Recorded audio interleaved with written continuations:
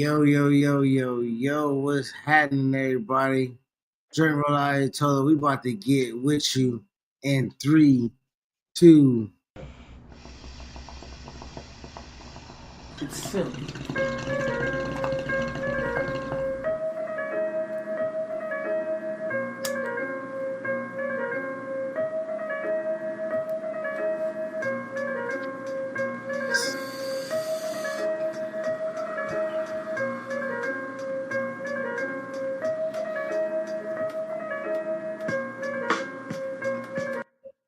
It's silly. Yo. What's happening, everybody? It's the Drink Rely told here. My tag team partner, CTAK Chitty Bang. What's happening with you, brother? What's good, everybody? What's good, everybody? Thank you for joining us. We are the Underground Professional Wrestling Podcast. Check us out, our RW Podcast on Twitter.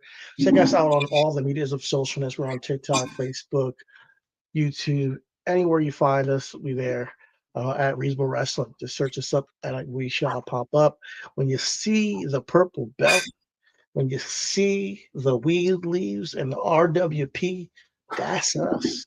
Or you might see one of these, if you're on SoundCloud or something. But yeah, check us out. Thank you for joining us and listening to the Underground Professional Wrestling Podcast. We're going to talk about the week that was in professional wrestling. So let's get right into it. We can go off of a couple things now. We're going to freestyle this joint, but we had a lot to talk about. I think I would like to talk about Raw, SmackDown, and NXT this week. There's some news with some AEW stuff that I might want to touch on as regards to Penta, Ray Phoenix, that kind of stuff. I am still doing my Matrix dodging bullet skip, shit over here. I don't know why. So I might hop back in. But yeah, we're gonna talk about it all. First topic. Do you have a first topic you want to touch on? Because I got a couple of things. I could just Dry the boat, baby. Dry the boat. All right.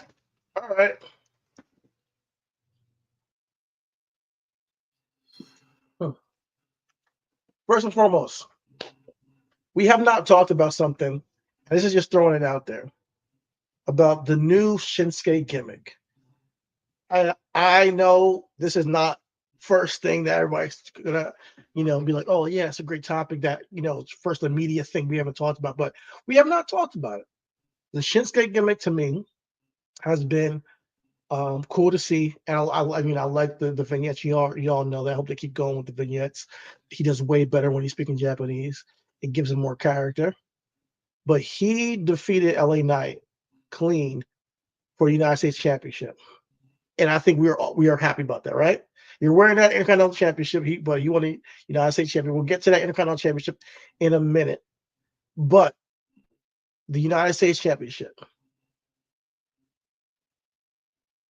where do you think they go with that division? Because he beat LA Knight clean. Some people think it was a good decision.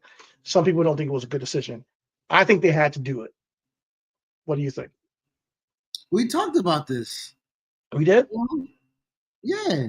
Didn't we talk about the pay-per-view, that Survivor Series? We brushed upon it, but moving forward, SmackDown, you had LA Knight, approach him, and then you had Andrade come out, and then you had Solo and the boys take him out. And I brought it up because of that. And I'm looking at this as the United States Championship division. Those four guys: Solo, LA Knight, Andrade, Shinsuke. And you got to find a way to, through all this, elevate these guys. So although we talked about, Shinsuke won it, I'm talking about moving forward with the United States Championship. Where do you see it going? But Solo's not included in that. I want to include Solo. I will, and here's the reason. I know. So we still need to get the Solo Roman match, which will probably come. My thing is, by WrestleMania, I think Solo will either be in the United States Championship match, or he'll be competing for it at WrestleMania. He'll be a champion, or he'll be competing for it at WrestleMania. That's what I think. I think by WrestleMania's time is over, by end of April, May, whatever you want to say, Solo should have some gold after the work that he's put in this year. He don't need it. He didn't need it the whole time. Again, he's a heel. He's not LA Knight. He's not Jey Uso, right? Like the people, like we're talking about two people who got the title and then dropped it off quickly, right? LA Knight and Jey Uso is immediately is in the same category, and you know why? Because Jey Uso have bigger, better things to do, which is being the main event. I think LA Knight now is bumped into the main event. So my argument to that is because he's not LA Knight or Jey, so he needs it more. Because here's what's going to happen. Right now, he's in the main event. I'm projecting forward. I'm not looking at the next 2 weeks, 3 weeks, 4 weeks. I'm talking about forward down the line. Bro, WrestleMania is him and Roman, bro. I'm sorry. WrestleMania is not Solo and Roman. I can almost guarantee that. Okay, it ain't gonna be him in United States Championship, and I can guarantee you that. We'll see. You can't guarantee that because I believe that that's where he's going. How you not gonna guarantee what I say and guarantee yours, nigga? I guarantee that Solo going down to the mid card will be a downgrade with him being in the main event. The reason why I can guarantee that Roman is not facing Solo at WrestleMania is because because Roman and Cody did a promo about him going after the title once he's tribal chief again. Right now, we're not stretching out this tribal chief Ulafala thing till WrestleMania. It's not happening. Unless The Rock shows up somewhere and it ends up being Rock and Roman for the Ulafala or something like that, we're not stretching this thing out. I'm telling you right now, by the end of January, and we just talked about Royal Rumble being in February 1st, it will be Roman Reigns and Solo at the Royal Rumble for the Ulafala. Why would from there after that we will be building Roman Reigns for WrestleMania in the main event? Why Roman Reigns won't be in the Rumble? Why Solo won't be in the Rumble? Why wouldn't they be in the Rumble match? Solo and Roman? Yeah, why wouldn't they participate in the Royal Rumble match? I mean, who's to say they won't be? So they'll have a solo match and then have the Ulafala presentation, do that's probably going to take place before, and then they're also going to participate in the Royal Rumble match? You know what? You make a good point. I'm not going to lie. But here's what I would say. I don't see this being stretched out to WrestleMania. If it's not a Royal Rumble, maybe at Elimination Chamber they do the match, and they finally have Roman get the victory. At some point, Roman Reigns is taking a victory over Solo, and it's not going to be WrestleMania. So here's my point. Now we just arguing for just fucking argument's sake. If it goes all the way to Elimination Chamber, how does Cody not have a fucking challenger a month out for Mania? How is that? How are you going to be able to string that fucking along for Roman to skip past every fucking body else and drag out the shit from? It's only a month away. You telling me that Solo and Roman can't happen at Mania, but fucking Elimination Chamber is literally a month before. So you telling me that whole time Cody just gonna be sitting there with his thumb up his ass waiting for fucking Roman to challenge him? No, I could also see it being Roman and Rock at WrestleMania. Let's be real. I could also see that being the case. Like, I'm not saying that. I'm just saying that it's not gonna be Solo and Roman at WrestleMania. Like, it could go different ways. Like, just be clear. Like, it could be a triple threat. There's different ways they can get to it. But my point I'm making is that what they did on Friday gave me a thought in my mind that Solo should be able to take that championship one day. And he's done enough to earn it. And I think that he will be a great, great holder for that championship. If they think that once he's done with the whole Roman thing, So I don't get that impression off that. I don't get that impression off that angle. Like, so Shinsuke is a fucking heel right now. He's about to make a baby, and Solo ain't the guy he's gonna make. So I don't see them having a full way because Shinsuke and the Bloodline clearly didn't interact. So it's Who not do you like think he's making then? What?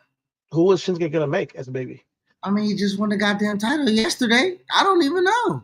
I mean, clearly right now they switching people around on the roster and everything like that. Like, I don't know what the roster's going to look like, but clearly when you look at SmackDown's roster, what baby face is available? Maybe it's Jimmy Uso finally getting Solo Gold. I don't know. Jimmy Uso and fucking Shinsuke Nakamura would slap, in my opinion. And out with a broken toe. And huh? have anytime soon. Well, Jimmy Uso's out with a broken. I know you're spitballing. spitballing, but Okay. I mean, realistically, like, realistically, when we're speaking about it, I mean, if Chad Gable wasn't a dick, Chad Gable and Shinsuke Nakamura would bang. What Chad Gable as a fucking babyface. But I'm just saying, like, when we ask about where that's going, I have no idea. I just don't think Solo's involved in it. And the reason why I'm saying that is because I do believe that it's a downgrade. I believe this is an extension of Olive Branch to bring LA Knight up because I believe he was saddled with the mid-card championship. I believe LA Knight was bigger than the mid-card championship. I believe that we talked about LA Knight and Cody Rhodes being a fucking championship match that I would like to be entertained by. So I believe this is Solo bringing LA Knight into the main event stratosphere. Do you think we get Solo versus LA Knight at WrestleMania? Or no, I don't stretch that far. I don't stretch that far. I think realistically, like, I think if we're just looking at it right now, LA Knight said he wants the United States Championship. With Solo and the Bloodline interfering, that deters him. So he doesn't have his focus on gold anymore. That allows him not to be at the United States Championship. Once he's out of that fucking realm, why come back? Why come back? What would be the point of coming back? So that's my logic. Like, there's no point of coming back. Once you're in that stratosphere, then there's no reason to come back. If he's out of that stratosphere, then I can only see it going one or two ways. One way is him and Solo have to have a conversation one-on-one. Absolutely. The other way is I'm not sure if that's Russell. And both of these can happen. And the other way is that he has to turn heel soon. I think that him dropping the title to LA Knight, to Shinsuke Nakamura, is one, helping Shinsuke get over his character, which is great. But Shinsuke has to elevate as a heel to keep that joint. And to have a good run, because it's been a while for Shinsuke, you know? Well, so I wouldn't want to just drop it. I don't want to just be a hot shot, drop this title, and it's over. I don't want that. There's no reason for him to hot shot drop the title because there's no baby facing the weight. So therefore, he can sit and hold the title. And the segment that happened Friday, my nigga, makes Shinsuke, bro. He's a made man. My nigga, like, Bloodline is wrecking shop, competing with fucking CM Punk, Roman Reigns, beating down anybody that coming their way, starting off the show, beating niggas up, fucking take out LA Knight, take out fucking Andrade. And Solo look at Shinsuke and be like, nah, that nigga a fool. Like, nigga, he made. So as far as like the character getting over, my nigga, like, that's done. Him being made would be him, spitting the mist in somebody's face. And maybe even if they got the upper hand on him, we got some friction there. I don't think him bowing out with the mist dropping out of his mouth. He didn't bow out, my nigga. I don't see how you see him as bowing out. He sat there, nigga, like, who won it, my nigga? Jacob stepped up and Solo said, nah, we good. What you mean? He ain't bow out. And he fucking backed out and didn't turn his back. I was like, just in case y'all niggas want to jump me, nigga. Shinsuke walked out like a fucking G. I don't know what you saw. Okay. Maybe I'm wrong. All right, bet.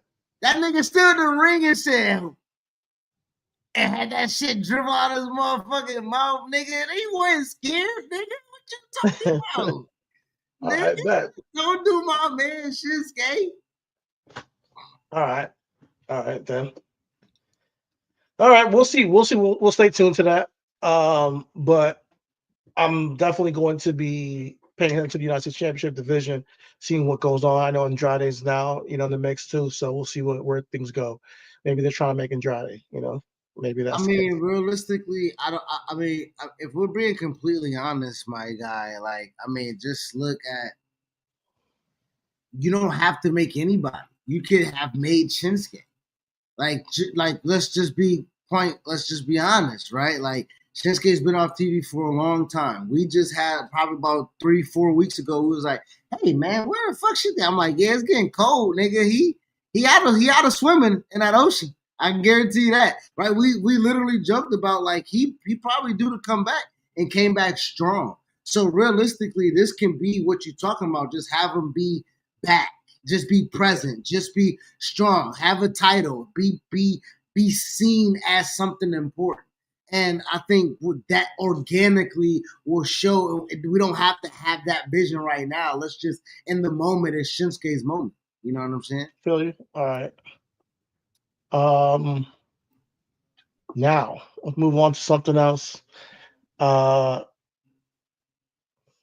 a couple of things I got. If it ain't DIY, then I don't know what we're talking about.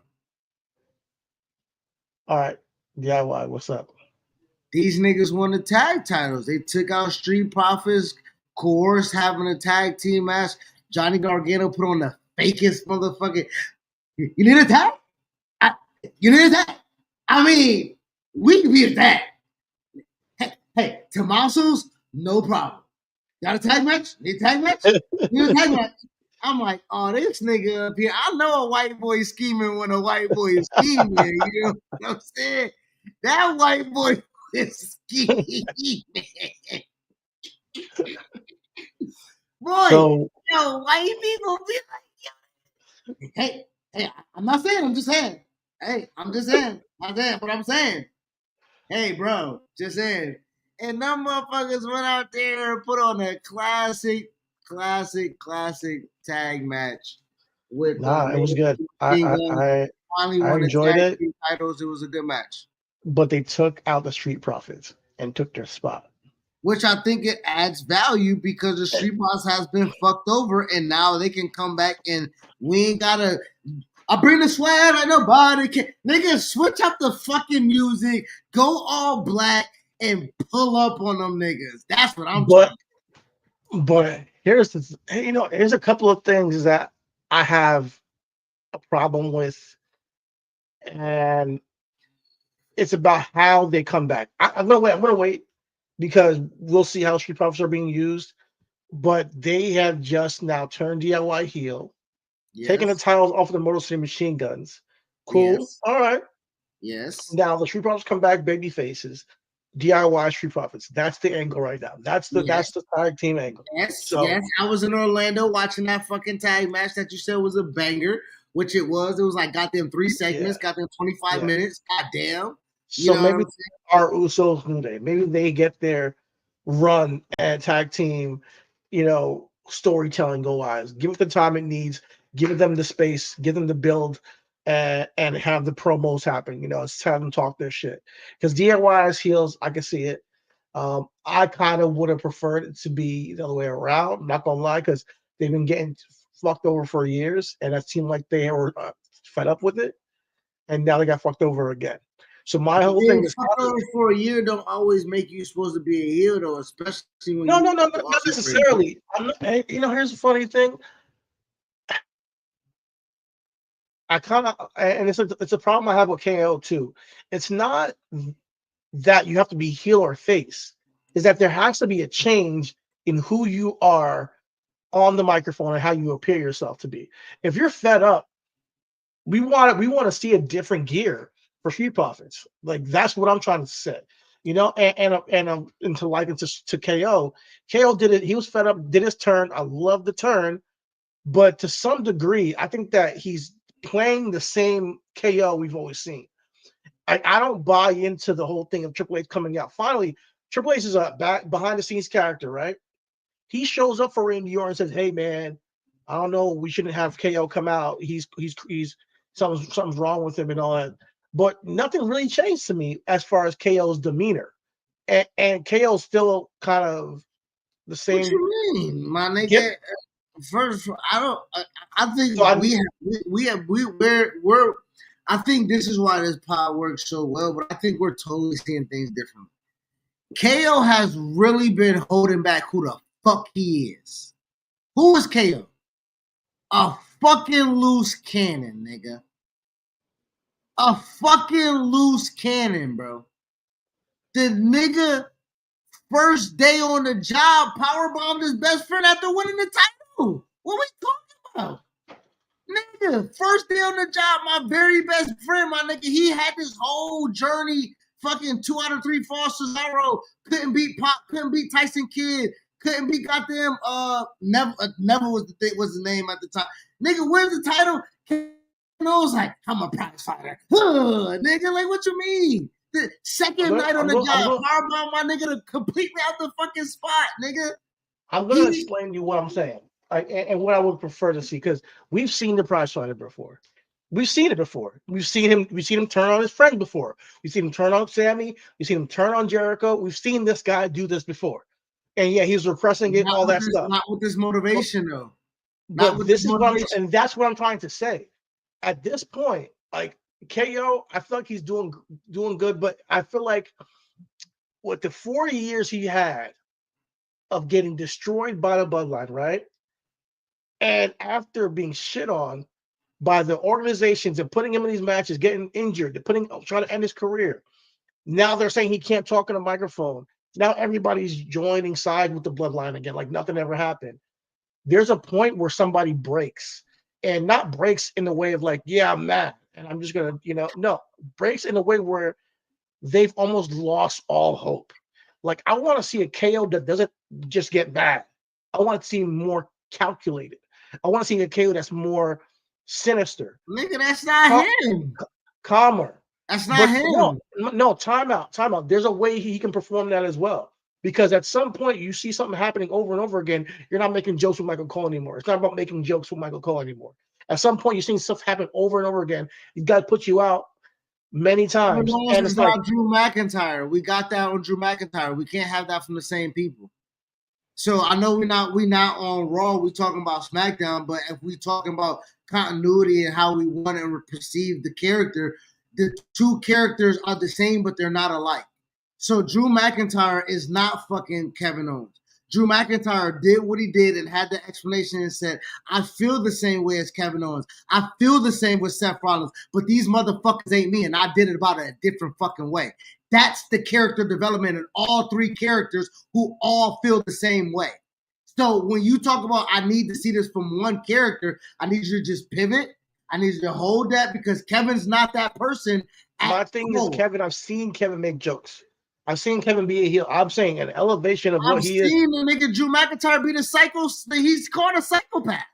I'm not talking about Drew McIntyre. I'm talking about Kevin Owens. And Kevin, and mind you, and if you're making a parallel, you're wrong because whatever the name they gave him before and how he's performing is different. It's different. Hold on. The Scottish psychopath is a Scottish psychopath. Kevin Owens as Kevin Steen, nigga, was Mr. Wrestling, was this.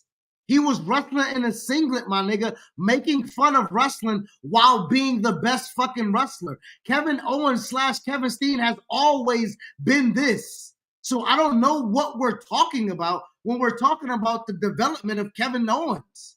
This is Kevin Owens. Listen, man, I'm not trying to argue with you. I think that you're missing my point entirely.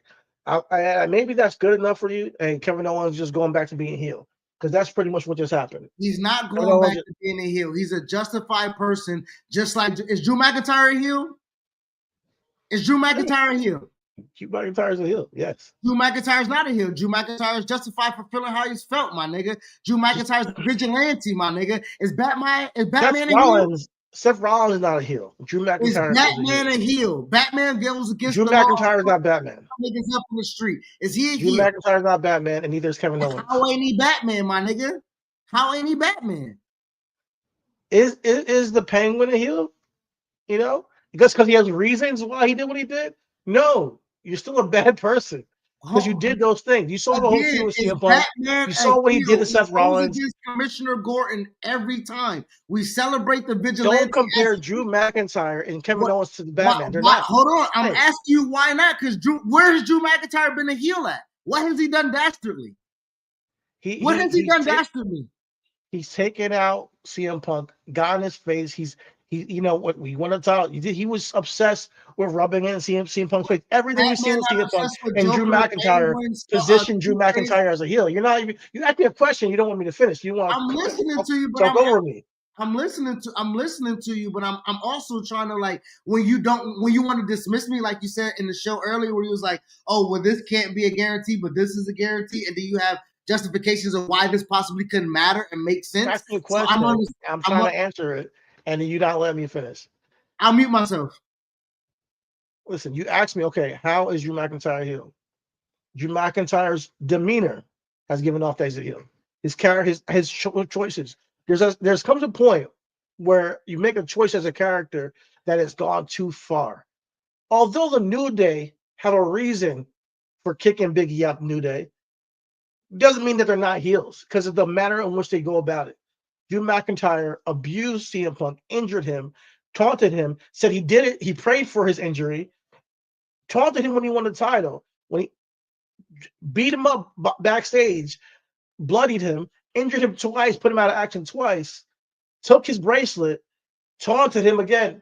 All that stuff is going a little bit edge too far. Now, Seth Rollins and his feud with CM Punk, he's more like a Batman, because, yeah, he's a babyface that has said some shit to CM Punk that sounds like he could be a heel, but at the same time, he's not trying to go past a certain line. That's the only difference that makes you a heel and a face. Now, here's the thing: if you feel like you just that they're not heels to you, that's fine. I'm not gonna, but at the end of the day, I think as far as the character goes, there is a certain line you cross where it's like, all right, you're going too far. And that's what KO was doing. They're in the heat of battle. Drew McIntyre and CM Punk was in the heat of battle. When Batman beating the fuck out of Joker, my nigga, does he not take it too far? I'm asking a question. When we're watching comic books and it's bam, boom, bam, my nigga, and Joker got the bloody, I'm saying Joker got the bloody face. Is that not too far, or is that the heat of battle, my nigga? You say CM Punk is better than Drew. I'm asking you a question. Does that nigga take it too far when he beat niggas up in the comics? I mean, it depends on the story. I think there's been stories where he has. Okay, so here's the thing. Here's the difference. Batman, when he goes too far, he's a guy who recognizes, hey, maybe I took it too far. Drew McIntyre, he's justified in everything he does. And KO's done the same thing, and they've complained about everybody else. They've complained. It's the manner in which you go about it. So how did see what I'm saying? Drew Monday did not complain. Where did he complain on Monday? Not Monday. He's been doing it all year, man. Like, come on. Again, when we're watching the character, I rooted for him. We're talking about character development, my nigga. What is Dark Knight? What the fuck is the Dark Knight?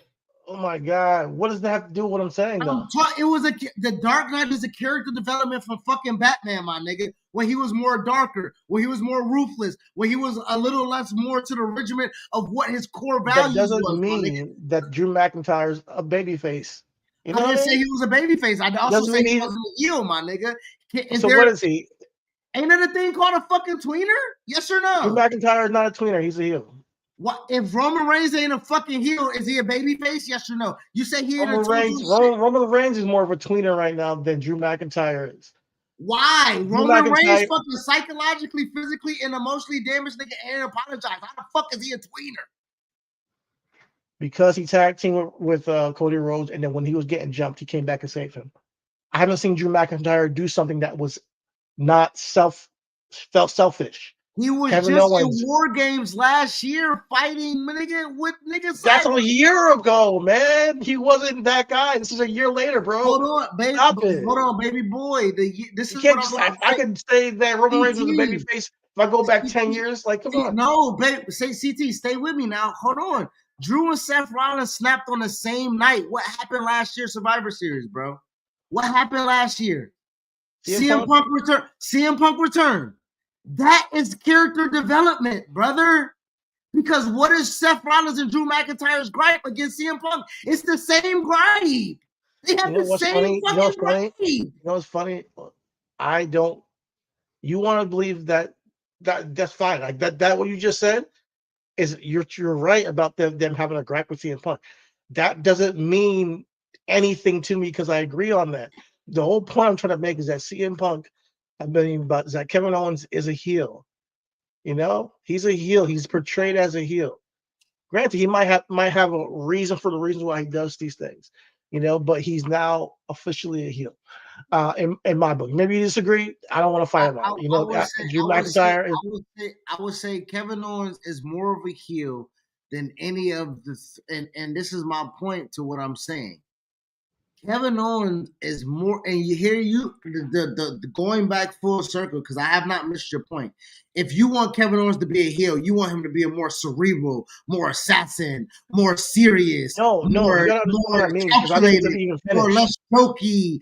And I'm like, if a heel is a heel, no matter what the heel is, right? Yeah, you're right. I appreciate you for explaining to me that he's a heel. I get it, but like, my point, what I'm trying to get to is that I would have preferred, after 4 years of getting beat down by that bloodline, and then everybody acting as if it doesn't, that we've gotten a more, because we've had a guy like Kevin Owens get angry and get mad and just say, oh, like we've seen this before. I want to see a different change in him where he's almost like broken, and not like broken like Drew McIntyre, where broken he's like calm in demeanor, more like he doesn't have to talk too much. He just does shit. I would like that. Even though I love him on the mic, let's now take that away from the fans as a heel and say, listen, I've said all I need to say. Y'all stop giving me a mic. I'm just going to go out there and show what I'm going to do. That level of not giving a fuck, not having to get in your car explain to you, hey guys, they haven't. I'm not going to go inside because they didn't allow me to talk last week. Because you don't want to be portrayed as a heel, brother. If you, as the fan, and everybody else going to make him a heel, then I'll convert to that. But the past couple of weeks, brother, I've been trying to tell you, I don't think I'm the bad guy. I have feelings. And when a nigga affect my fucking feelings, I don't always have to be a bad guy because a motherfucker affecting my fucking feelings. So I've been trying to tell you, motherfucker, how the fuck my feelings been felt, and y'all didn't want to fucking hear me. So now I'm the fucking bad guy. Yeah, and when you have to completely explain that over and over again, that's when you have to get to a point of exasperation. I'm being married, my nigga. I know what Kevin Owens is feeling. I know. He has to explain himself even when he's fucking right.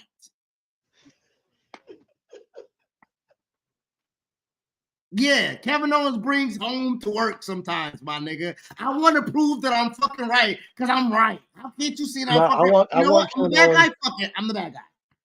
That's being married. I want him to show a level of just complete exasperation with the state of WWE, with the state of the roster, and I think I want him to win a championship. I wouldn't be opposed to him beating Cody at Saturday Night Main Event. No, just because I'm saying things that John Moxley. I'm saying like the way that you're. I'm listening to you. I'm you said you want him to be with the roster, with management, how things are being run, and win a championship. I'm not because I want you to. I think I say something and you immediately just associate it with somebody else, whether it be Drew Moxley. There's a line that I'm trying to explain to you that you're not getting that's different than both of these men. Drew McIntyre has his reasons. He comes out there, he talks his shit. John Moxley has his reason, he goes out there and talks his shit. But have you ever got to the point where, you said you talk, you explain yourself, all right, I want to be the bad guy, I'm going to be the bad guy. But it gets to the point where you're checked out almost of not marriage, but let's say an ex-girlfriend or something, like you're almost checked out of the relationship. So you're just going to do what the fuck you want. So that's what I'm talking about, where you're like, man, I'm so tired of having to explain myself. I'm so tired of having to make everybody try to make me seem like I'm crazy. I'm going to show you that I'm not crazy. Boom, take out Randy Orton. Boom, take out Cody Rhodes. And no more getting angry. Just calmly doing what's necessary. And that's what I want from him. Because I've seen the. I'm sorry if I'm just interjecting because it's not the parallel. Drew just did the same thing. So if they have two characters, I don't think it's the same thing. He just took out Jay, he took out Sammy. It was no promos, it was nothing. He just did it. It was silent, it was killer. And then when he cut the promo, he wasn't emotional, he was monotone, he had evidence and everything like that. It's exactly what you are saying that Kevin Owens should do. Drew did it. So I'm asking, can two characters exist doing the same thing in the same storyline, and you accept it. That's all I'm asking. Okay. I hear. Good question. I hear what you're saying. I see where you're coming from. I think that you have to add wrinkles to make it different. And I'm not talking about like one thing with Drew, you feel like there's malintent every time he does something. I would do it with KO in a way where it's like, man, I'm just tired, but I got, I have to take out Sami Zayn. Like, I'm tired of this, but it's what I have to do. I'm sorry, but this is what's necessary, More of like, man, I tried to tell you guys, I tried my best. I tried to tag with Randy Orton. I tried to tag with Cody. I ended up getting injured after all that. And now for me to do what's best for my career, I have to destroy my friends so they can understand what's wrong with this place, what's wrong with Roman Reigns, and that like level of almost like remorse, but still going forward and causing pain to people, there's differences. But we talking about layers, and we talking about this particular character, and we talking about this particular story. Cody and Kevin already had an inner mingling. I believe it was before Cody tagged with Roman. So when you ask for different wrinkles, when you ask for different scenarios, when you ask for different dynamics and perspectives and how things are being approached, this is different. Kevin and Cody already locked horns. And Kevin approached that match and said, I'm approaching it with respect. So when you're saying a ruthless, more careless, more I don't give a fuck, more you're asking for something that is coming up. So what I'm talking about is how he presents himself on the microphone and in promos. I'm not saying that, like, granted, like what he did with Randy Orton, Power Driver, is ruthless. What he did on Friday, taking his Cody's leg out, it is ruthless. Like, those are actions a heel would do, and that somebody doesn't care. Those are actions. But when I see you backstage just ranting at your cell phone camera again and saying, "Oh, okay, Michael Cole, you come out here." Yeah. And it's just this way he goes about his thing. We've seen it at this point. If you've been almost your career ended by people and everybody is making you look like you're crazy, there should be like almost a snap happen where it's like, all right, they're never going to understand it. I'm not explaining to my phone and camera anymore. I'm not explaining to Michael Cole anymore. And not just like I'm just going to do and take people out, but a more somber, almost acceptance. I'm a Jets fan. It comes to a point where I watch the game, I'm just accepting that this is torture. And I now am almost the heel where I'm like, hey, lose. Go ahead, almost like you've done so much fighting, so much work to explain to people, so much trying to make people see where you're coming from that you're like. But you're asking something from a character who hasn't expounded itself to that point yet until now. So to your point, he is talking to Cody again and like, bro, before he attacked him, we asked when he punched him in the face, correct? What happened? Kevin probably was heated then, my nigga, and was like, yo, I can't, I'm gonna knock this nigga out of sight. He just gotta say the wrong thing. And boom, storyline, right? I'm just respecting because we don't know. Going forward, when they said that was unscripted, when they said that he did something that was against, and they didn't, whatever the case may be, we was like ranting and raving against himself, he did not have the ability to tell his side of the story. Once he told his side of the story, he did not seem like a heel because his side of the story made sense. His side of the story, when he said, I was fighting, I did this 4 years, get my ass with you just said it. And Cody was nowhere to be found. But I had that motherfucker on my shoulders in Philadelphia holding the title, nigga. And he didn't have the nerve to not let that motherfucker fend for himself and go fight alongside with him talking about honorable? Are you fucking kidding? Cody's a hypocrite. So if we talking baby faces and heels and stuff like that, and I'm not saying all baby faces have to be pure, but baby faces can have flaws, and baby faces can have adversaries that point out those flaws because they are hypocrites. So Kevin Owens, the way that he's talking about it is, and if you want to say how he's going about it is wrong and he's heel, and how he's going about it is manic and everything like that, and that we've seen it before. My point is that, hey man, I'm Chris. You just saw me rev it up. You saw me get animated. You saw me do it, and then, but we potting right now. But again, you know that's me. You're gonna probably ask, we just talking, why you gotta get like that? Meaning, that's who I am. There is no change in the action and how I go. And so what I'm saying is that might be Kevin.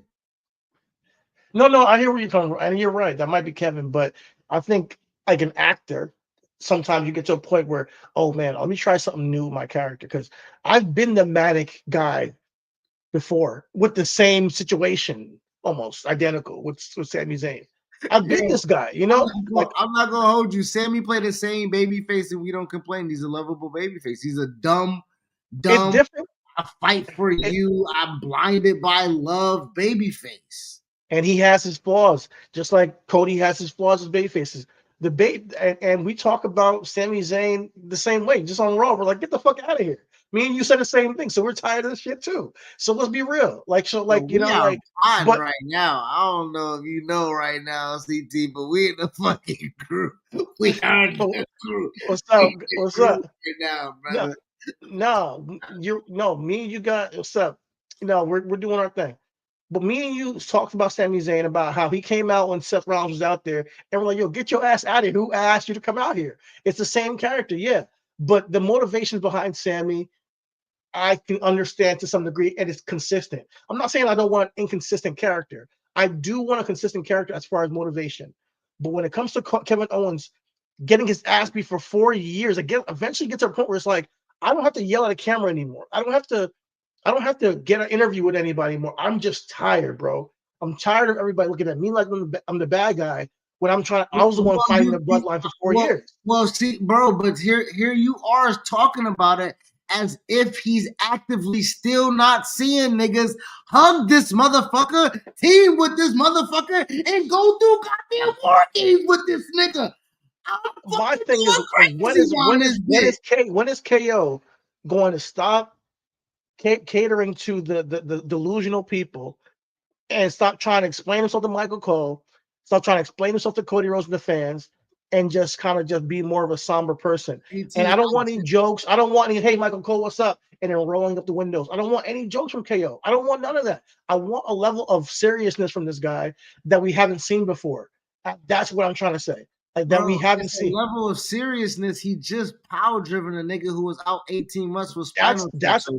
That's a heel move. But what I'm saying is, what you're saying is that I'm going to the depths.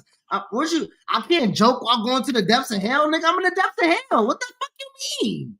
Nah, you can't joke while I'm down here, bitch. I'm burning. Fuck you talking about? At the level that he's at, bro, it's going on 4 years. I'm tired of joking. This is serious. We just saw Seth just sparkle on CM Punk just off the strip, nigga. Like, what you mean? Like, niggas is fed up, period. And it's happening off of what just happened recently. So what we're talking about here is something that is a fresh, literal wound that's been ripped open, and niggas is flaunting it in your face, my nigga. Like, what are you, like? Okay, and we'll see how things evolve. But I'm challenged, because if he loses to Cody Rhodes on Saturday Night Main Event, where does Kevin go from here? And that's the thing. No, oh God, I'm sick of this damn conversation, bro. I can't. What do you mean? Wait, if he loses, where you go? All nigga, right, I'm out. Nigga, I did the job, nigga. I'm out. All right, man. I'm about to go do Mount Rushmore, my nigga. Why I can't make bread over? You act like that's out. You act like that's out of question, my nigga. Did you hear about the contract signing? We hear it all the time, nigga. Did it get released? We don't know if he's doing the job, my nigga. We don't know if in January 1 he's gonna be on the motherfucking roster. He can do the job, my nigga, and be out. All right, let's leave that there. I mean, Moxley. Moxley literally did the same thing, my G. Yeah. I'm not saying it's impossible. I'm just saying that I was talking about in the realm of character. But if you're going like nuclear, then there's nothing I can say to that. You know. I mean, what were you saying? I mean, nigga, he go to the United States Championship. Like, I mean, what the fuck you mean? He go nowhere, bro. But that's my point. What I would say is, you go to a place where the character has a shift that is different than what he's been doing. You know, at the end of the day, we still need a Randy Orton KO match. At the end of the day, we still have, you know, KO and Sammy to figure out what goes on with there. Bro, he's losing 3 consecutive matches, but what does that do for KO? Nothing. I mean, if he loses, you just say he loses to Cody. When Randy comes back, he's losing to Randy, correct? You don't know that. No, we don't know. Return match to Randy, he's winning. Why not? Why not? You're right. And Solo gonna win the United States Championship at WrestleMania. Oh, that's hilarious. That's hilarious. Bro, Randy not coming back for Kevin Owens comeuppance and Kevin Owens win that match. I'll bet whatever on that. Bro. I'll get you an Xbox gift card, my nigga, if you do that.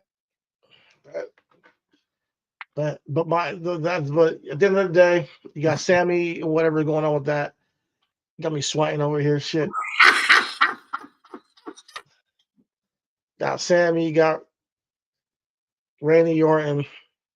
I'm done talking about this, about KO. Hey, listen, I'm challenging KO to elevate his character work as a heel.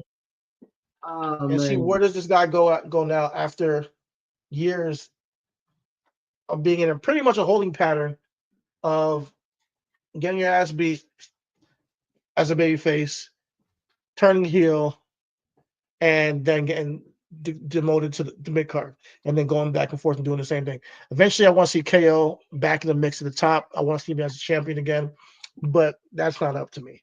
So we shall see how things. Is that where this whole conversation was geared towards? You wanted me to ride that boat to that? Like, no, I don't see. No, I'm saying what I want. You can ride whatever boat you want to tell me. You told me AEW. That's your boat. Your boat is AEW.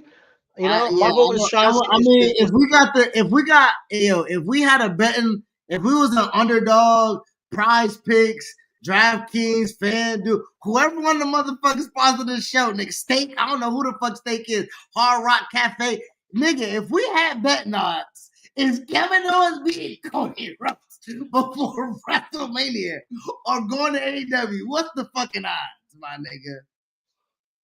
I think neither one of them happened, honestly. So I wouldn't bet. If I had to put my money on it, I don't think Cody's losing the title. Okay. So I'll say it. I'll lose the little $5 wager on him going to AEW if I had to bet money. Because we're in a hypothetical situation on a podcast. Luckily, we don't, because both of them are fucking hypothetical. I will put the $5 on AEW. You said Bush. Yeah, hopefully, luckily it's hypothetical, because that's does not happen. It's just neither one of us. It's like that. And hey, is Jamar Chase going to go less than 60 yards? I mean, come on, like, why would I bet that? You would have hit a few times on the season, though. To be quite honest, you would have lost. I mean, if we're talking about the money that hypothetical. I'm not a gambler, man. Are you? Yeah. Are you not? All right. Let's move on to NXT real quick. So we just had NXT Deadline. Yes. NXT is on right now. Yeah. But any takeaways you have? I know I sent some takeaways to you in the chat. Right now, Obafemi is the sole survivor, so he's number one contender for Trick Williams. So that's going to be lit to see finally that take place. I want to know how that is built more than anything, so I'm just going to stay tuned on that. Oba is a force of nature. I think he can rule NXT, the ruler. He can rule NXT for the next year, but I also see him being called up because he's He's that. I would rather have big deal. Omar have a stint in NXT just to see if he can. Okay, if we my sports analogy, right? I would want to see if he can run the G League team, right? Let me see if you can go down there and just score 50, dominate, show who you is, have a presence on TV, get more in-depth character, track because NXT travel. So have Obafemi travel outside of just that bubble that is in Orlando. If Oba can do that for a year, then I'll see him boom going up. He only has to do a year. He could do the Braun Breaker. Braun Breaker was only there what, a year, 18 months? Nah, he was there for like 2.5 years. Braun Breaker was there for a while. From Tommaso Ciampa to his whole second year was with Baron Corbin as a tag team. Ah, shit, I done forgot about that. Okay. My brain go from Tommaso Ciampa when we saw him at Halloween Havoc to being a main event star. Then fuck it, give him 2 years. Yeah, fuck it, give him the Braun Breaker. Yeah, he had a title. He had Dolph Ziggler beat him, and we saw him at Dallas. Yeah, we saw him in Dallas. Yeah, we saw him in Dallas, and then he won it back. Then he won it back. Yeah, and then he fought Walter, and then that's when he was like, "Oh, okay, got it." It's not just Tommaso Ciampa. It's not just Dolph. The nigga went up against Walter. Like that's really three different styles, three different workers. Yeah. But then he just ended up staying down there for a minute and ended up with the War Dogs tag team. It was best though. I'm really glad that he stayed down there rather than come up during that Vince era where it was a lot of turmoil, a lot of we don't know who calling the shots, we don't know who's doing what. So he was down there, and Sean took really good care of him in NXT during that second year. So I trust that development program to have Oba stay down there for another year or two, man. For real. Trick needs to get called up. Honestly, I would call Oba. I would call up Oba, man. Like I'll call up Oba now. I think he's already ready. I've seen enough. Like Trick been ready. Trick been ready for about 6-8 months, nigga. That whole Ethan Page, Javon. No, I think that made him better, bro. No, it did not. No, you haven't. I don't think you haven't been watching what I've seen. I think that he's been better on the microphone. I think he has been better as far as just a character. He's had some adversity. I think he's had some challenges. I think he's wrestled different styles. Yeah, I think Trick he's more well-rounded now than he was when he won it. The first time. Well, how was Obi? How is a powerhouse, bro? He's fought the Wesleys. He's fought the Ridge Hollands. He's fought, the dudes from Chase U. He's fought Charlie D'Angelo. So but look at what he goes. So I'm not saying he can't, but boom, he goes to the main roster. It's Braun. It's Gunther. It's Bronson Reed.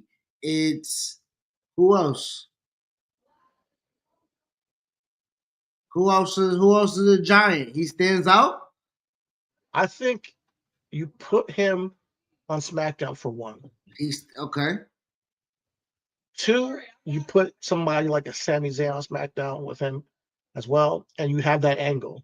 And you have, that angle just playing itself out. I think Seth should be or Seth. I mean, I wasn't going to throw him up there quite yet, but Seth and Oba, that's off rip. But Seth and Oba, the thing about that is we're getting so close to WrestleMania. I don't want Seth having to get his because we just went through the. That's what I'm saying. Not now. That's what I'm saying. That's what I'm saying. Oh yeah, for sure. In a year or two. That's Seth and Oba. His first few. What he did with Bronson Reed, he can do with Oba for sure.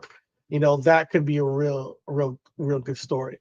I believe, but yeah, he just imagine this story, right? Imagine this story, right? Seth loses to CM Punk at WrestleMania main event because that's where we're gonna go, right? He doesn't capture a title, whatever the case may be. That next Royal Rumble, he's Shawn Michaels. He needs to win the title. And he gets eliminated by Oba. That sets up like a Michaels Taker type of situation. Yeah. That match to be fired in the next year or two, where it's motivation behind it. Oba's coming. He like, nigga, I don't know who you is. Out of here. You know, out of here, out of here. And Seth was like, oh no, my last chance to win a title. I'm about to retire and be a father or some shit like that. And if we're really speaking about it, like I see Oba as a Brock Lesnar type that like you can really just put him straight into the main event. Like you can really just plug and play him against Roman Reigns and it would work. Like I definitely believe that. You know, well, hold on. Brock wasn't Roman Reigns. Brock was RVD first, right? Brock was let me destroy the Hardy Boys first. Like let's be quiet. Before Brock got the first before Brock got the Rock, my nigga. Those 2 months before he the Rock, my nigga. Those 2 months that he climbed, like that step stool that he climbed, bro. It's still, nigga. Give me the Street Profits to run through, nigga. Give me a tag team first. Give me Al Snow. Hold on, no, be real, nigga. Brock went through Intercontinental Champion RVD, King of the Ring, my nigga, before he got the Rock.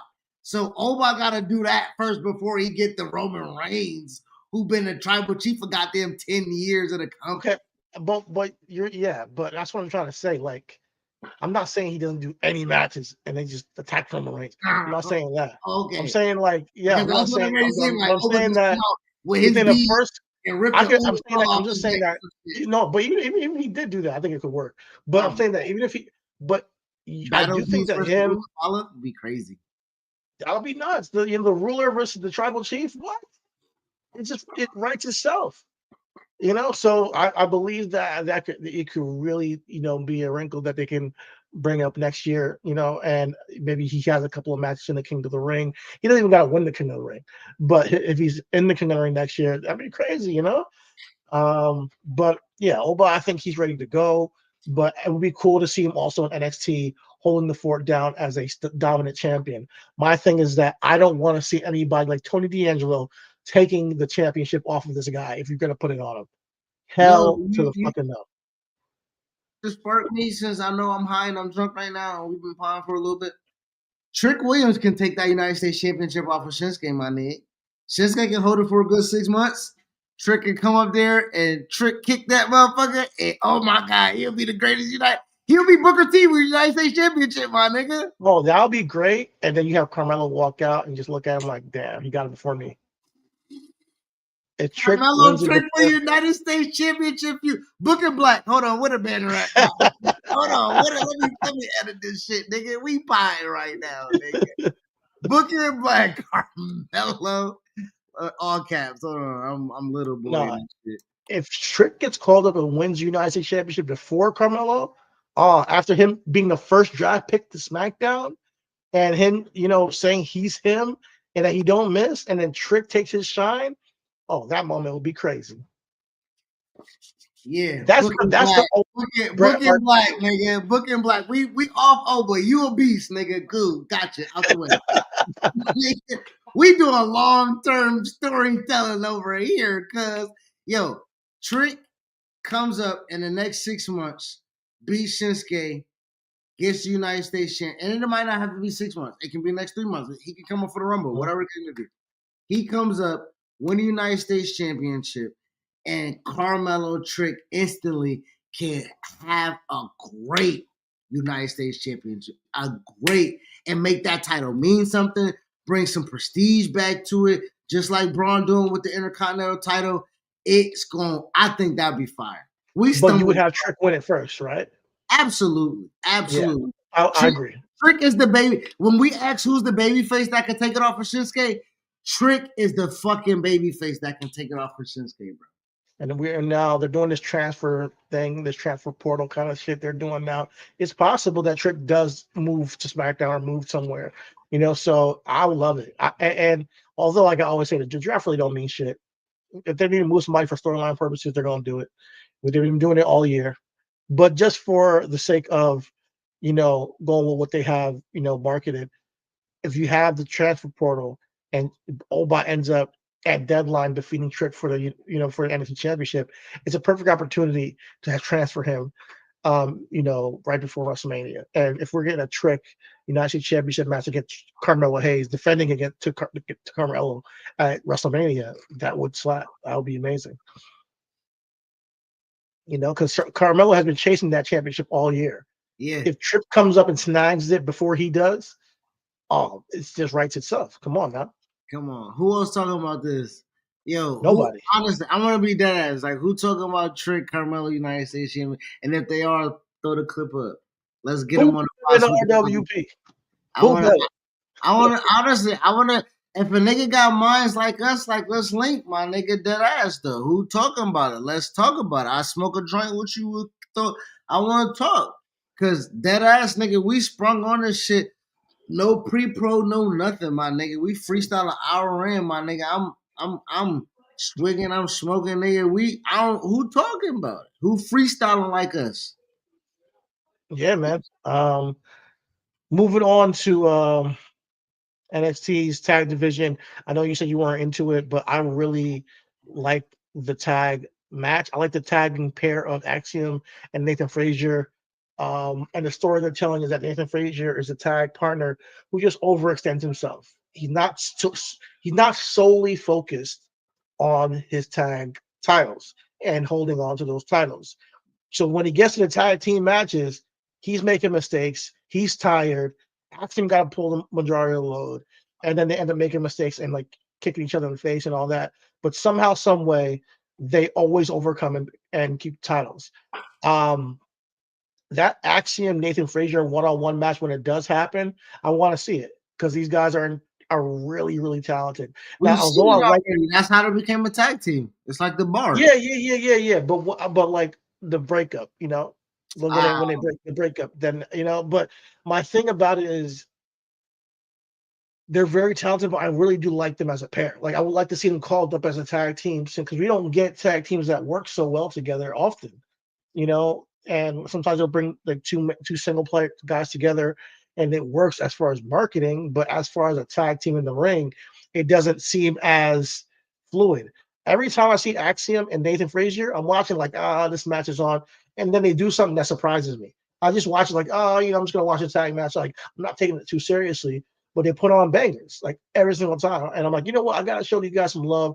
So I figured I'd come on here and just, you know, show some love to them. They had a match with Tavion Heights and I forget the other guy's name, so I'm gonna pull it up in a second. But they are very green, you know, guys from the PC. Let's be real. Like uh these guys were guys I've not seen wrestle. Let's be real. I have not seen them wrestle on a regular basis in NXT.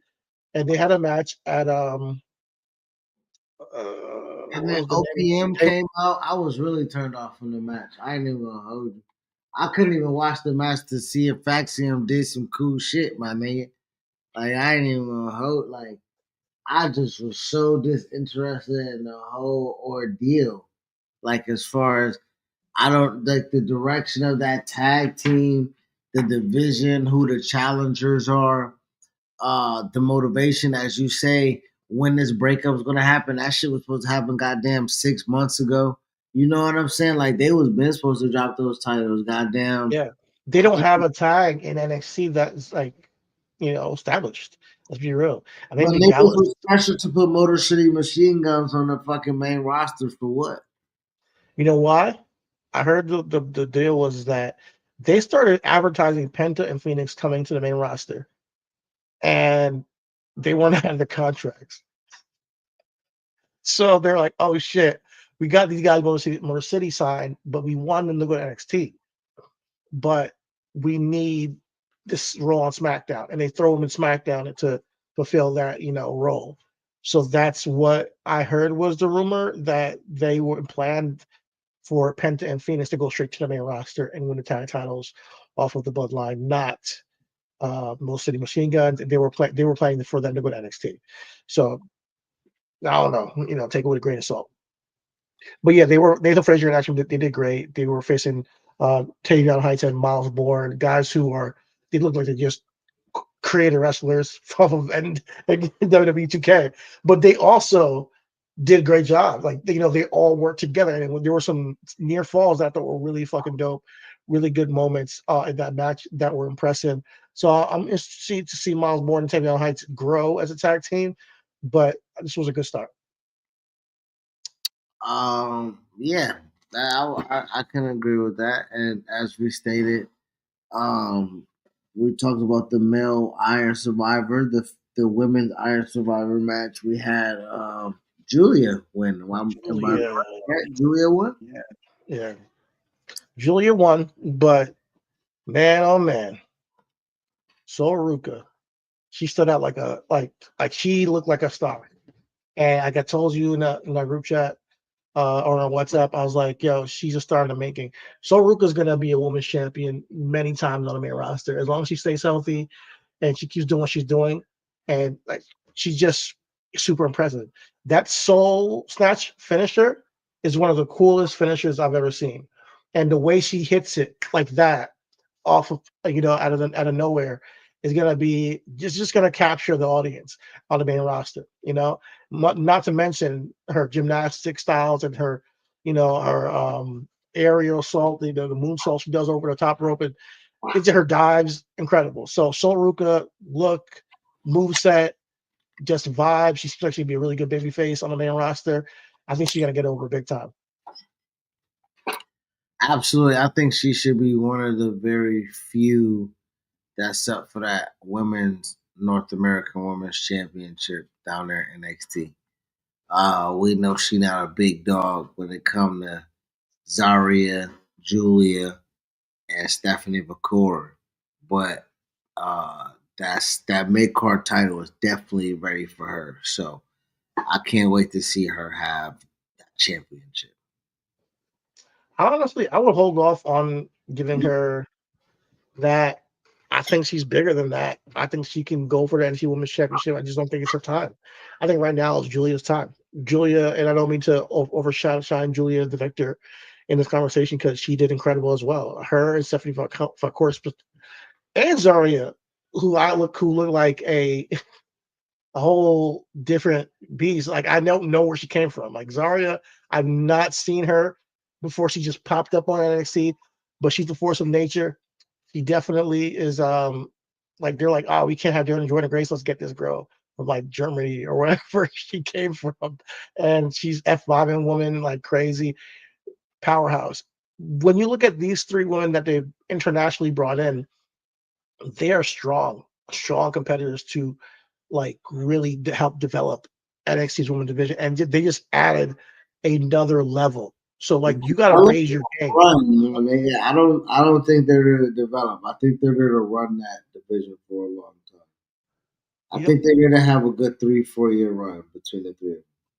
Maybe. I think they're gonna talk about she can pop in and out of that main card. But like when you say you think she's bigger than that, she's not bigger than that mid card title right now because she's not as big as the other three. She's not as big man. As three, bro. I think you get her in a feud with Zaria, and she will be. I think if she's just full, you don't need to put the title on her. Like I looked at that NXT North American Championship for the women. I look at people like Lola Vice, Jada Parker, who could really use that. I don't think Soruka necessarily needs it. How Jada Parker need it and Soruka don't need it, bro? Soruka's a better wrestler. I'm sorry. She's a better wrestler than Jada Parker. Jada Parker is a great look, better on the microphone. I think that if you just give Soruka like a year and then give her the NXT Women's Championship, I'm not saying she should win it now. I'm saying that she doesn't need them. I mean, she could win that too. I mean, if you're really talking, but I'm be honest. Like, if we talking about NXT Women Champions in comparison, like when we talk about being prepared for a title right now, even her coming back from injury, she's exciting. She's a really good wrestler. Yes, she is great. She may be better character wise. Who is Soruka? What is she about? What is that character, my nigga? You gonna give her a title off of what? Like, even Mandy Rose had a character, right? Charlotte Flair had pedigree. Bayley was the baby face. Raquel Rodriguez had like there were stories behind the women winning the title, and because that title isn't just the title to be won. It's gonna be taking time for her. I'm not saying she should win it today. Like, no, I'm saying even you just said she have a few with Zaria.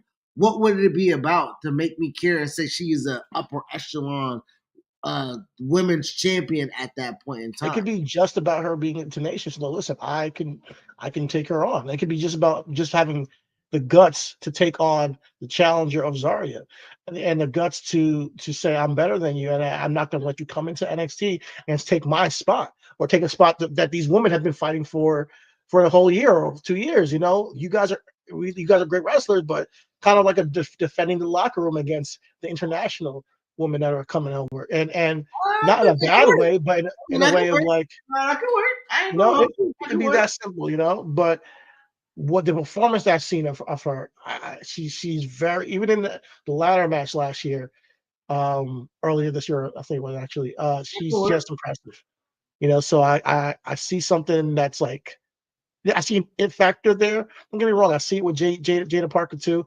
Jada Parker, I haven't seen the she's just missing the ring stuff. And I like I like her as a character. Missing it, but I don't think she's has somebody to bring it out of her. She hasn't feuded with her. Okay. Right? Yeah. Like Lola Vice ain't gonna bring out the wrestling. Like she ain't have a Natalya or a Charlotte or a Bailey or a Becky or You're right. You know what I'm saying? Like she gotta have somebody, you know what I'm saying, walk her through that. So I can't even hold that against her right now. Right? We just talked about Braun, right? Braun, we just talked about it was Tommaso, it was Dolph, it was Walter. So by the time he got that bitch and shine like a goddamn star, he a goddamn star. You know what I'm saying? Yeah. I don't mean it in a bad way, but Jada Parker, you know, feels green to me still in the ring. As far as the mic work, as far as her attitude, her character, I love every bit Halloween Heaven, Braun Breaker was green, my nigga. We watched it. He was hell yeah. Again, that's what I'm saying. Jada Parker, that's why I'm making the equivalent, my nigga. No, you're right. Yeah. So like she would need someone to kind of shine her up a little bit. So she needs she would need a heel to come down, or she would need because Roxanne Perez is gonna drop the title, right? On her way out, I don't know if Roxanne Perez can give Jada Parker a good win. I don't know if there is a woman on that roster right now that can give her a good win. Natalya is the only one I think that can give her any type of goddamn. It's always Natalya's job. Come on, give me some credibility. You know how rap niggas, you know how rap niggas be like, yo, we pushing the culture forward. You know what I'm saying? Natalya just gotta be like, I'm pushing the culture forward. She's been doing this since NXT's inception, taking L's to the women NXT. Hey, yo, listen, you be real though. The women that she laid down for, be real, my nigga. How many of them are stars? But if you think about it, how many of them are stars, bro? There's potential stars. I would say that. No, the women since you said the inception, my nigga. Oh, since the inception. You said the inception. How many of them Natalya came down, took falls for, and made them stars? So no, there's a lot for sure. So she got a track record for coming down there and be like, yo, you got something. Let's go do something. I lay down for you. And it's on you to use me as that catapult. That's all I'm saying. That can be her Dolph Ziggler. You feel me? Like, I want her Dolph. Man, I know it's not going to happen. I know because she's not going to do. They're not going to do this because she's just too big. But I would love for Bianca to go back down to NXT and work with Jada Parker, only because Bianca never won the NXT championship, right? No, she never won the NXT championship. So that would be interesting to me because Bianca, to me, is the best all-around wrestler, one of the best all-around wrestlers in the world. Right? Would Jada have to win the NXT championship, or would they fight for a spot for the NXT championship? Number one contendership match, either one. I'm not going to tell you how they do it, but just her working with Jada at all would be so tremendous for Jada's growth. Because, I'm dead ass when I say Bianca's one of the best wrestlers in the world. I come on this pod and say it. Bianca had a match this week with Piper Niven on SmackDown. It was on Raw SmackDown, excuse me. It was SmackDown. On SmackDown. And I was just sitting there like, damn, she's good. Bianca's she got them frenzy, got the crowd in the palm of her hand. She been called her John Cena, nigga. She got that factor, cuz. Bro, but she's better than him. I'm about to pick this motherfucker. I'm gonna hold it. I'm gonna pose. Camera, you got it. All right, cool. Bianca is better than John Cena. Of course, yeah. She's better than John Cena, Yeah, we bro. can put money And, on that. We can yeah, put stuff so on that for and sure. yeah, it's just and random match like during the week, I could see her put on a match that's like a classic for people. Like people were saying, this is awesome by the end of the match. People are going crazy for her. She has a certain type of way But in that ring. the, Her, re- especially the thing about with Cena and Bianca, bro, when you talk about JBL, Umanga, Eddie Guerrero, Edge, Randy Orton, we talking about the heels just as much as we talk about the babies. Like, nah, this yeah, this bitch is the A side. Ain't no, bro, Sasha not even here no more, cuz like nigga, I run it all, bro. Becky at the crib, nigga. What you mean? Like I'm top. I'm top dog, cuz yeah. like we don't talk about nobody that she run up with. Like she I heard think it, she bro. gets overlooked because she's so good. It's almost Yeah, like for Randy sure. Orton sometimes, where I'm like, he gets so overlooked because he's so good at what he does Nah, sometimes. we know ball, my nigga. Yeah, yeah, Randy Orton is Joe Johnson, right? A fucking bucket. Okay. yeah. But yeah, if she, I know it's probably not gonna happen, but if when I see Jada Parker and Bianca link up, I think that's gonna rub off on her, like and I can see her developing into almost like the the Bizarro version of Bianca, like the alternate version, the Oh, heel here you version. go. You Here know, we go. We what is got that bad? the Miles Morales of black women. You can't talk about black women at all nowadays. Let Hell me just no, stop. brother, you can. Even if it's positive, it's like, yo, she be a really good heel. Oh shit, chill out. You better She's a not. beautiful woman. She helped cats. Shit, man. But no, Oh. I see a lot, but it's just she needs a little bit more She polishing. voted for Kamala.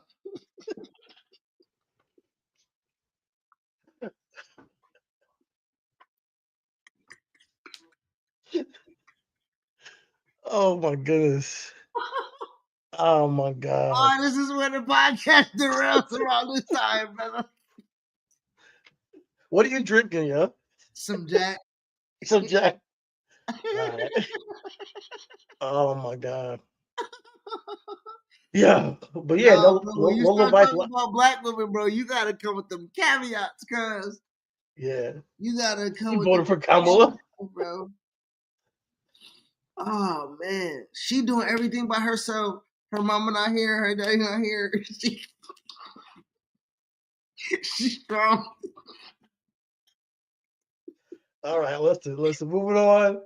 Moving on. Bro, I'm I'm not. very doing. I got sisters. My mama, bro. I hear this shit all the time, bro. Them niggas will boost the motherfucker. I tell you, them niggas should be boost, motherfucker. Shit, black women should So, own boost. That's all they motherfucker do. Is boost the motherfucker. let's take it to Raw. Oh, Jesus Um, Christ. Ah. what do you think about New Day? I mean, we talked about it when it happened, right? We talked about the Biggie thing. I think, yeah, we had a positive thing, I believe.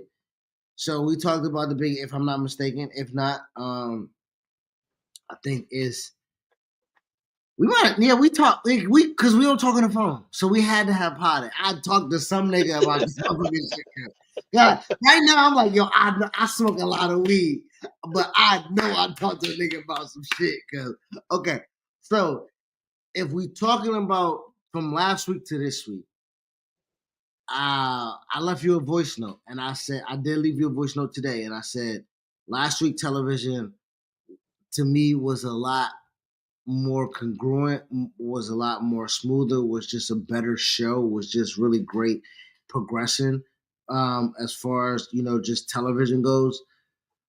This episode was we talk about those episodes and shows all the time, like, man, did we need that filler episode? And be like, yeah, because it just did something, right? It just, even if it didn't do nothing but move upon upper space, my nigga. We What I ain't love talking about about this rooks show, and bishops and shit like that. Like this week was a really subtle pawn show.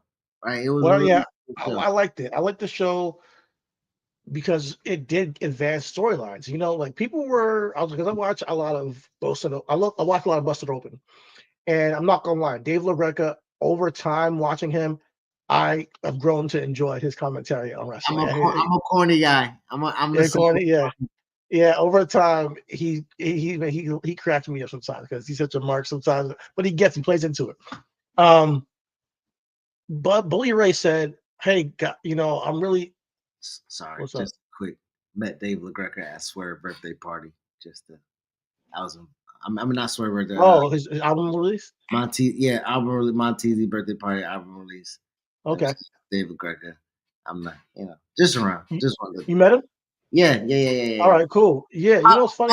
Follows me on Twitter. You know what I'm No, saying? no, for real. I remember you because one time way back we were when I was in Florida living with you, and you tweeted him, "Yo, something about." If you're gonna criticize it, then why do you hate watch or something like that? If you're gonna like complain about why you hate watch, and that's when Raw was asked every single week, and he was very self-aware and said something like to the point of like, yeah, you're right, you know. And when you told me he said that to you, it immediately changed my perspective. Like, oh, he's not a knucklehead that just like beyond reproach. You can't like these guys online that you can't say something to them and they don't take into account what you say at all. They just are in their own mind, So from that point forward, I'm like, all right, he is a little bit much, but let me listen to him. And so since then, I see where he's coming from a lot. But he cares about the characters. He cares about the build and how all this stuff. He's like me in a sense where I kind of go beat for beat and say, hey, this hasn't happened yet. Like he's mad that Roman hasn't apologized, and so am I. We're both on the same page on that. But what bully and I love that he has bully and Mark Henry opposite side of him to kind of temper his emotions because they also have industry knowledge and all that stuff, and they give a lot of good insight to what's going to building angles and whatnot.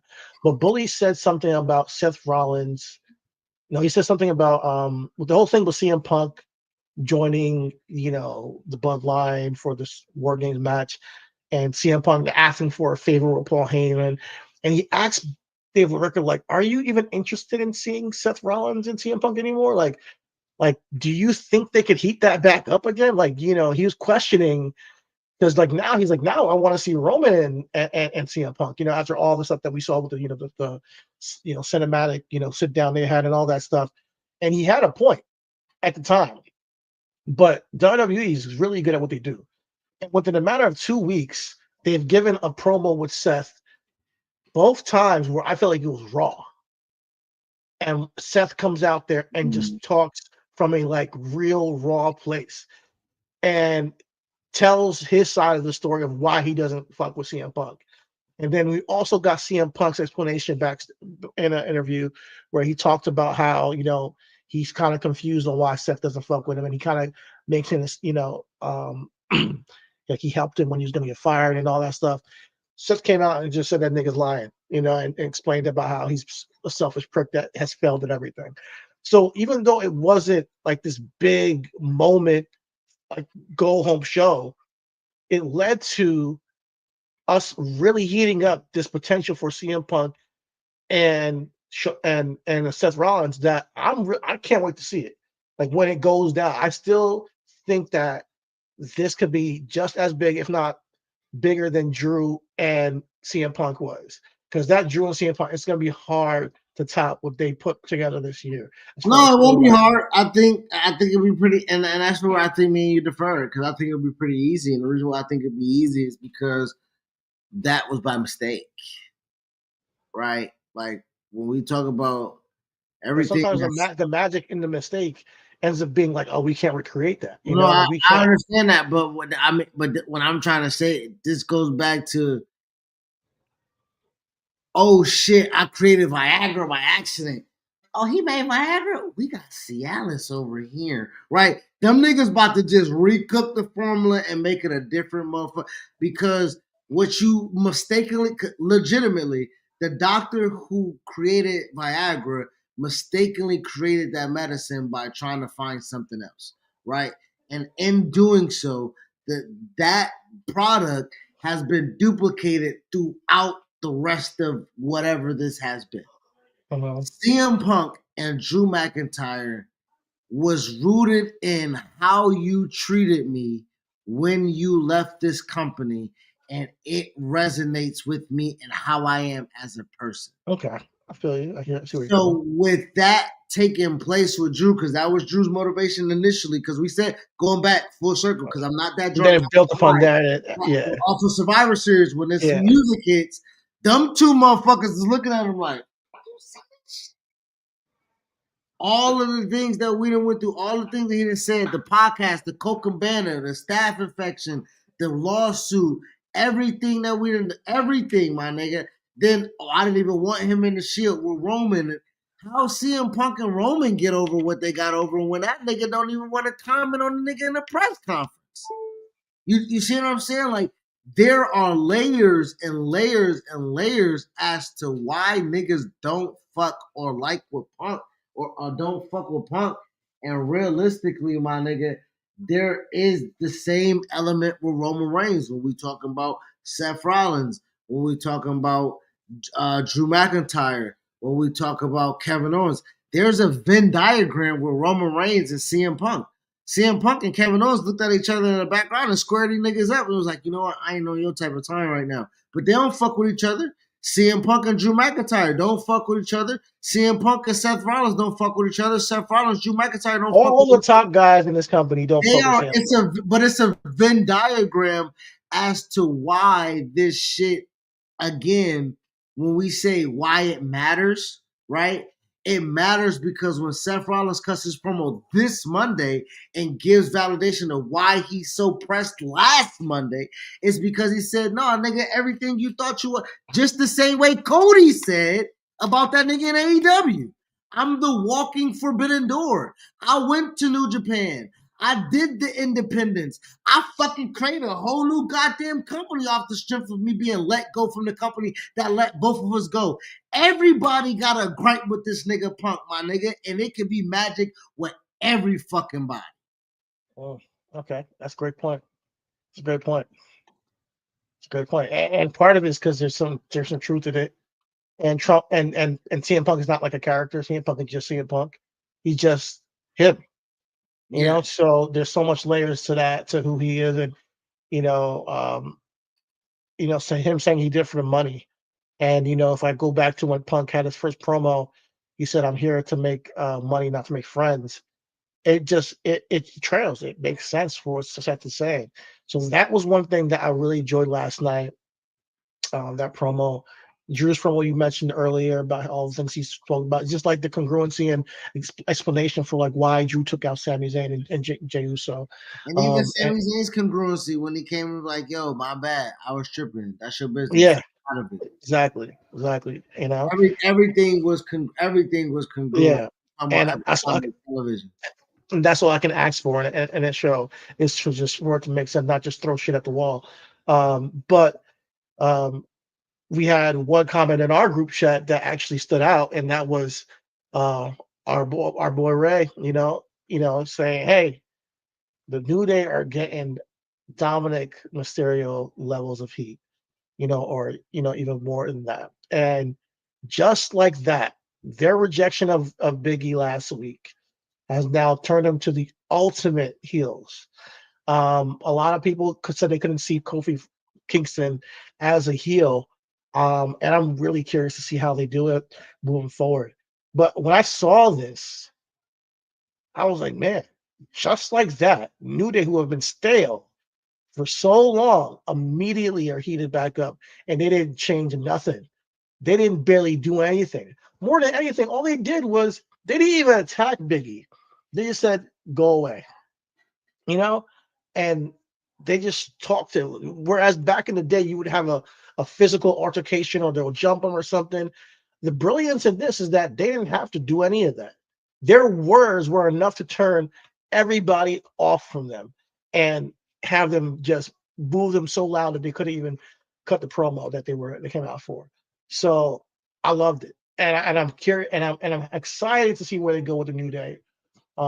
because of it. Because there's so many other babyface tag teams that they can encounter, or face off against. Going full circle, Street Profits one day. That is something that I would like to see now that the New Day can face them, because we haven't really got that feud yet. I guess. Yeah, you're right. I mean, realistically, when we talk about a heel tag, I'm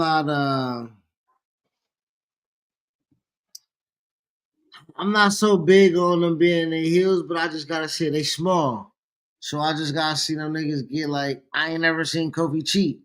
Well, I have. It's just been a minute. Feel me? So like, I done cheer for this nigga. We done cried. Rest in peace, Shad. You know what I'm saying? Like, nigga, I gotta reconfigure the brain, nigga. You feel me? You talking about character development with Kevin Owens? How the fuck I was supposed to boo Kofi? He broke his neck, and nigga, you ain't have surgery. Why you ain't here? I agree. What's happening? I feel every goddamn pre-show Wade Barrett, motherfucker. Goddamn. You fucked up. you just inspected us, Kofi. Bro, where you been, bro? You can fuck, can't you? Why you can't pull up on a nigga? I know Miss Yield putting it down with your little motherfucking stiff neck, nigga. Pull your ass up on the goddamn show and break your brothers up from fighting, nigga.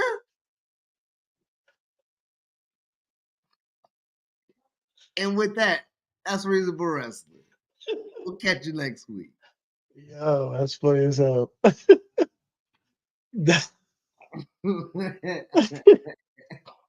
Shout out to Big E, man. Shout out to Love. Nigga, what you mean? Listen, he's talking about Big E, man. When you fell in love, we couldn't even get to the pot. So we all know that. What happened? What'd you say? When you fell in love, we couldn't even get to the pod. So you know how you can sympathize with Big E. Hey, you done coughed me up a few times off camera. So let's not, Mr. How am I a heel? I'm not a heel. I'm a baby. Hey, people on camera, my nigga the goddamn Kofi the nigga. Hey, you want to hear some New Day shit here on the pod? You want to go? Hold on, let me get my goddamn mic. You want to cut a promo? Huh? You want to know what's happening with the podcast? We ain't gonna be doing it no more together. Mic drop.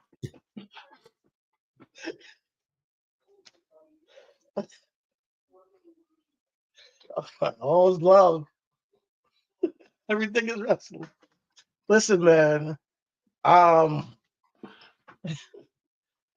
be here. I'll be here next week. So I know what he's talking about.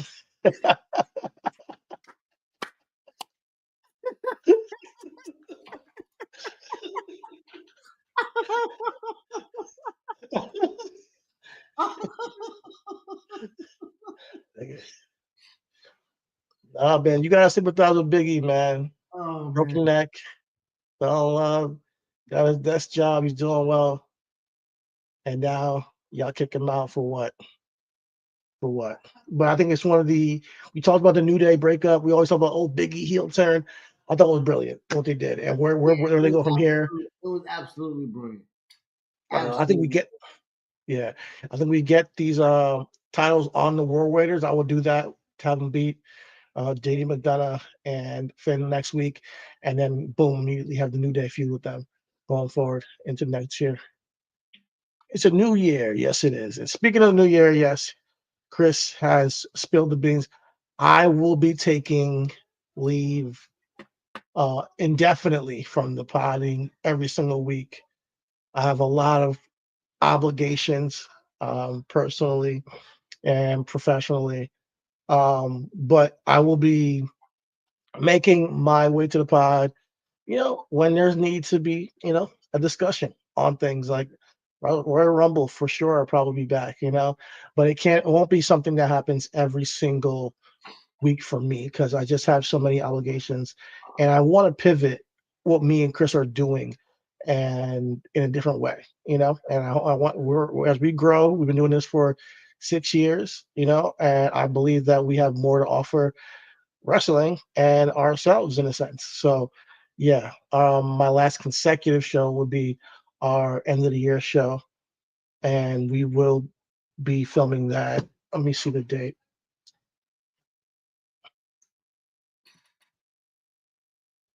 I believe the 29th we'll be filming that, if I'm not mistaken. So we got a couple of shows before then that I'll be here, and then on 29th we will be my last consecutive show on the pod for some time, if not indefinitely. So we'll see. Yeah, man. So the episode of Defiant Era is the era of us. Our goal was to be consistent and consecutive and as available as possible. And I believe we we we had more that we could have offered, to be honest. But realistically, we did the best that we was able to kind of do under circumstances. You know what I'm saying? Because again, when he is talking real spill, nigga fucked around and got him a young, and then got him a young, and then had to get out and moved out the situation that we was establishing. We had a whole plan mapped out, written out. You know what I'm saying? And it wasn't able to be executed to the to the fulfillment that we had thought it could. But we tried. We tried our damnedest. We moved. We pivoted through the pandemic, through the digital, everything, selling merch, all that shit. You feel me? Uh-huh. But this is and was a really good fucking ride, and really glad that we was able to fucking do it as long as we was able to do it. My whole thing is like, don't be sad that it's ending consecutively, but be glad that it's happened. And we are still giving our all to as much as we can give. And I'm trying to set mine and his, his family, and his family's my family up for the next 10 years, and the podding industry has changed a lot over the past couple of years. And what as it changes, you got to change as well. I would ideally be doing this right by his side down there in Florida, but life brings you circumstances where things take you on a different road. So not to be sad, I'm just glad that I have this place to vent my struggles with wrestling and my happiness with wrestling and my pains. And we still got it, and we'll still be around every now and then, but it won't be as consistent going into the new year because of other obligations we have. And we are still working together off to put out more merchandise in a better way for you guys. And I'm working hard to learn how to do that every single day, So I'll keep you tuned on my journey with that. And yeah, we'll be around. So we still got a couple more episodes this year. Yes, sir, Steve. The 29th will be our end of the year awards. Your best male wrestler, best female wrestler, best tag team, all that stuff, best rivalry, best match, all that stuff. So stay tuned. We'll be around to still rejoice for the end of the year. Rejoice and be glad in it, as the old folks say. Indeed. But yeah, on that note, I think we should end the pod. I was going to bring something else up, but it just feels right to end it right here. Anything else you have to say to the folks? Nah, man. I love you. I love this show, man. I appreciate your kinship. And shit, we'll talk next week. If it was about AEW, we for sure talk about that shit next week. my kids, nigga. We ain't gotta do that. Always love everything is wrestling. We'll see y'all next week. Okay.